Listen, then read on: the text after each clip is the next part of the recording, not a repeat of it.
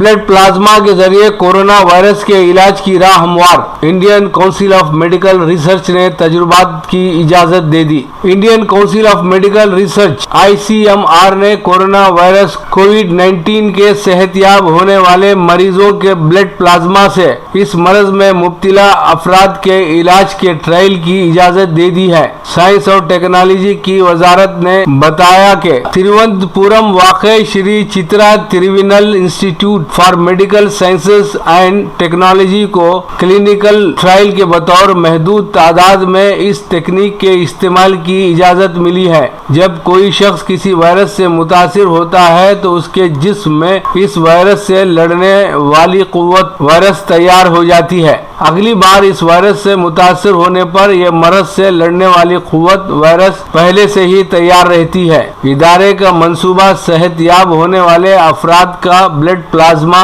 बीमार शख्स के जिस्म में दाखिल करने का है। इससे खून अतिया करने वाले के जिस्म में बनी कोविड-19 से लड़ने वाली कुव्वत वायरस बीमार शख्स के जिस्म में दाखिल हो जाएगी। डॉक्टर आशा किशोर ने कहा, कोरोना वायरस से मुतासिर होने के बाद सेहतयाब होने वाले मरीज के ब्लड प्लाज्मा की काफी मकदार में दस्तयाबी के लिए उन्होंने खून का अतिया करने की उम्र की हद में रियायत का मुतालबा किया है। ब्लड प्लाज्मा से इलाज की तकनीक टीके के मिसल है। फर्क यह है कि टीका लगाने के बाद उम्र भर के लिए मरीज इस मर्ज से लड़ने वाली कुव्वत वायरस को पैदा कर लेता है। वहीं ब्लड प्लाज्मा चढ़ाने पर 3-4 दिन के लिए ही लड़ने वाली कुव्वत वायरस मरीज के जिस्म में रहती है, लेकिन इस दौरान इसकी सेहत में जबरदस्त बेहतरी आ जाती है। ट्रायल के दौरान सिर्फ इन्हीं मरीजों पर इस तकनीक का टेस्ट किया जाएगा जिनकी हालत ज्यादा खराब है। किसी शख्स का ब्लड प्लाज्मा लेने से कबल ये यकीनी बनाया जाएगा कि वो कोरोना वायरस और किसी दूसरी वबाई बीमारी से मुतासर न हो। डॉक्टर ने बताया कि मुल्क के 5 मेडिसिन कॉलेज अस्पतालों में ये क्लिनिकल ट्रायल किया जाएगा।